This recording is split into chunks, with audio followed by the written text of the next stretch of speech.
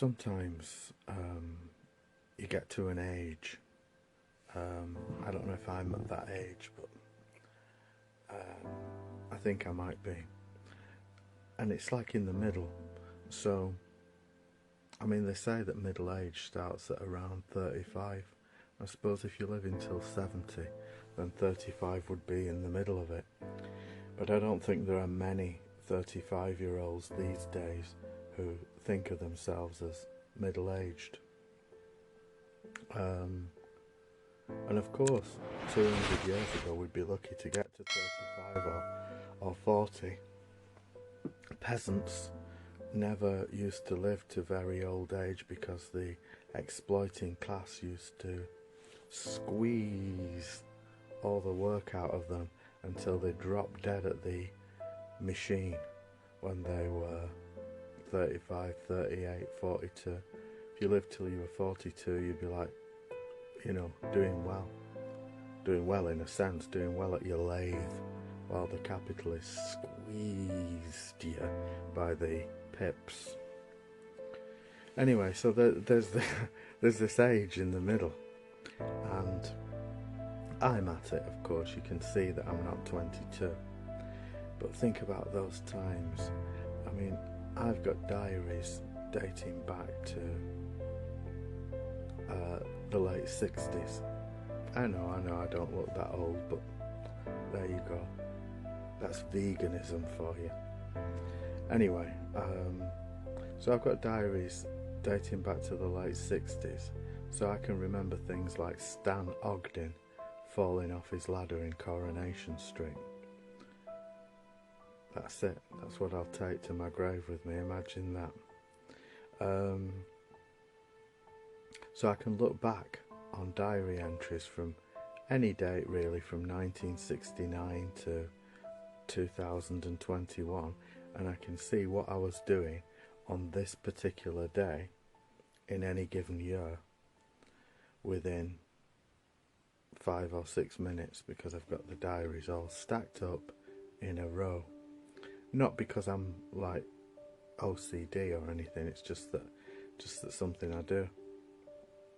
And these aren't diaries like Samuel Pepys talking about the Great Fire of London, or diaries like Tony Benn talking about how Thatcher once shafted John Major. It's not like that. These are just like everyday diaries, like what happened in the day, sometimes what's going on in the country, and of where I've been that day, holidays, things like that, theatre shows. Anyway, so I can recall very clearly my 16th birthday. In fact, I'm going to share with you all these important dates now in the spirit of glasnost. So 16th birthday, that was a very, very grim affair, and that would have been 1980 something or other. And so I was 16, and I went out with a friend of mine called Bharat Patel, and we walked around Ashton, and I remember feeling quite upset because no one had really done anything for me. I was 16, and it was just like unmarked, a bit grim, just shit really. And I walked around Ashton past the Ashton Underline, that is, past the market hall in Ashton, and we walked along some cars, and I remember feeling sort of a well of sadness inside me. It was nice to be with Bharat because we always had a laugh. But yeah, so I was just entering into GCSEs, or O-levels as they were called at the time, which were school exams in the UK. And so 16, it was just shit really. And that was 40 years ago. And then my 18th birthday, that was quite a lot better, because at that time I'd moved to be living with a great couple called Jonathan and Marguerite Clatworthy in a vicarage called St Peter's Church in Ashton-under-Lyne, so I'd come to be living there with them, and they were brilliant people, and they rescued me from quite a desperate situation. So on my 18th birthday, they took me out for a meal to a nice restaurant called Lancashire Tandoori. It was probably the nicest restaurant in Ashton at the time, and we went there for a meal. And also I had a girlfriend at the time called Kareen, who bought me this necklace, which is just a little thin one. She was 18 as well at the time, and still got it, which is amazing. Christ, I thought I'd snapped it then. Imagine. So yeah, that was my 18th. Nice meal. Kareem was there, and again Bharat Patel was there. 21 came, and obviously 21st birthday is supposed to be a big thing, you know, quite a significant milestone in someone's life. And I remember that night I spent with who would become my wife, Fiona, in Blackpool, and we went and we stayed in a little guest house, which was the best one we could afford at the time. It was just a little shithole, really. And we stayed there on Albert Street, I think. It was either Albert Street or Coronation Street in Blackpool. Just one of those little backstreet guest houses, and we had a small room with some biscuits, and we went that night to see what we thought we'd be doing, was seeing Joseph and the Amazing Technicolor Dreamcoat, but that had finished at the Grand Hotel, at the Grand Theatre, a week earlier. So instead we saw Lenny Henry, and that was great. He was big and famous at the time. I think he probably still is. He's certainly big. And then that was the 21st. Also earlier that day I'd gone to see my dad, and I think he gave me a tenner or something for my 21st birthday. And also I was working at the time at a piano bar as a piano vocalist called Potter's in Salford, Manchester, and the owner of that place, he was great. He was called Jeff Lee, and he took me that day to some Jewish tailors, and he bought 3 suits for me, which I wore for like 10 years, and he bought me 3 suits, and that was really great. I remember these acts of generosity. I think you do in life when you're getting older. You start to remember who was nice to you, who was kind, who asked you how you felt, who was a shoulder to cry on when you needed it the most. Anyway, that was 21. By the age of 30,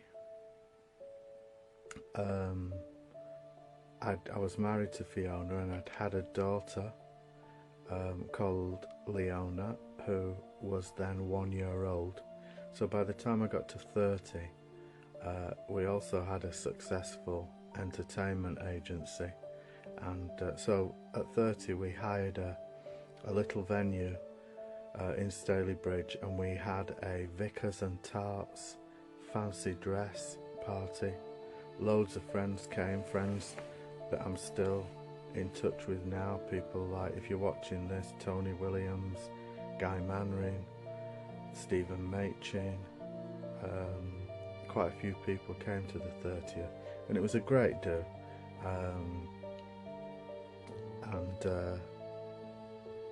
Yeah, that was a nice night. 30th. 40th, by the time we were 40, we'd moved to Blackpool, land of the flying piss pot, as Fufu Lamar once called it. We hired a venue called the Carousel Hotel, which is still there, and lots of friends and family came. Now that was 15 years ago, And I realise now that a lot of people on that 40th birthday party, a lot of them are dead, the ones who came to that now. I'm thinking about people like Alan Davey, John Hackwell, my dad, and about 4 or 5 more. So that was a big do. Carousel Hotel, lots of people, lots of my daughter's friends, dancing, and jubilation. So that was good. The 40th. 50th was spent at a hotel, another hotel in Blackpool called St Chad's, which is on the promenade, just down the road from the Carousel Hotel, and quite near to where we live now. So St Chad's Hotel was the 50th birthday, and again a couple of people have died since then. I mean, the great agent Jack Woods was there on that one, and he's dead now. It's terrible, really. And some neighbours came. It was quite a good night. Fiona sang all the way through that night. Actually, she was I think she did like a 5-hour singing spot. That was a good night, and people from our past came. So 50 came and went, and now I'm halfway between 50 and 60, and so I can remember all these events very clearly, and I think we're just a collection of our memories, because if we had no memories, we wouldn't know who we were, would we? And that's the terrible thing about the frailty of getting older. And I mean the older generation than me, the 75 and 80-year-olds, when they start to lose their memories, or the memories become fragmented. So I don't know what I'll be doing on my 60th. I might make a YouTube video. I haven't decided what to do. Loads of people do different things, don't they, on that, but what I am struck by, and you might be struck by it as well, is time goes really quickly. You won't know it when you're 20, because when you're 20, early 20s, you don't have a sense of the passage of time. You know, like when you're 10, each year seems to take 4 years, and people say, oh, don't wish your life away. It goes quick when you get older, and you ignore them because you think they're fools. But then when you get to 20, you think the whole world is in front of you, that all your dreams will come true and everything will go right for you. But unless you've got contacts, that never happens. Hardly any dreams come true, and usually nothing goes right for you. That's been the case for me anyway. But you don't know that at 20, because if you knew it at 20, you'd just be filled with ennui.